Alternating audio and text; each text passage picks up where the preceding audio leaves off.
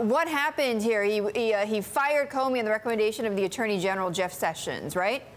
Yes, so this is very much new and developing breaking news coming out of 1600 Pennsylvania Avenue, where FBI Director Comey has been fired. President Donald Trump informing the FBI director that he will no longer be leading the Bureau. And in the letter, mind you, where he informed Mr. Comey of the firing, he says, I want to read it to you because he says, quote unquote, while I greatly appreciate you informing me on 3 separate occasions that I am not under investigation, I nevertheless concur with the judgment of the Department of Justice that you are not able to effectively lead the Bureau, end quote. So clearly in the context of Washington and the conversations that have been heard on Capitol Hill all throughout this week regarding General Flynn, of course, the president's former national security advisor. Right. This is all bubbling over quickly throughout Washington.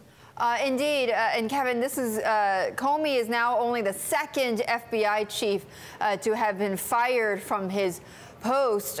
You know, he has generally been losing this credibility, particularly after his testimony. Did that also have something to do with this as well, when he talked about or incorrectly stated comments he made about Hillary Clinton and her emails? Yes, and in fact, according to the letter that Mr. Comey received learning of his firing, his handling of the email controversy during the presidential election was noted in that letter informing him of his firing. Look, James Comey is someone who was a central point and a central figure during the 2016 presidential campaign, garnering criticism and praise from both sides of the aisle at various points during the campaign cycle. But there is no question that the criticism surrounding him, surrounding the ongoing investigations into Russia's meddling of the U.S. election, those questions are still very much going to continue. And, you know, at the end of the day, despite President Trump having previously spoken favorably of Director Comey, at the end of the day, he caved under political pressure and has now been fired. Kevin, you know, we'll be hearing rumours of a potential shake-up within the administration. Is this sort of the first of many changes that the president might make?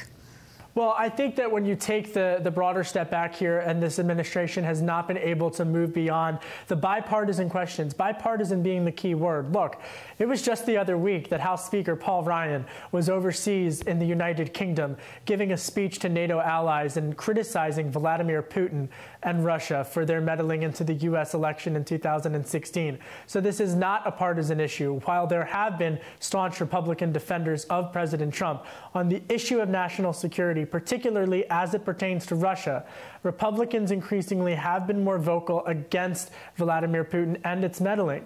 I would even raise the point that President Trump himself has also changed rhetoric, so to speak. And this firing is a change in policy, not beyond just change in rhetoric. It is also a change in policy because of the fact that President Trump had been so praiseworthy of Director Comey. So this is a reversal of sorts from that vantage point. But the big takeaway from these hearings this week is the 18 days it took for General Flynn to be fired after Sally Yates informed President Trump, informed administration officials that General Flynn was at risk for being blackmailed by Russia. So it took 18 days, and this administration has not been able to get beyond why it took so long.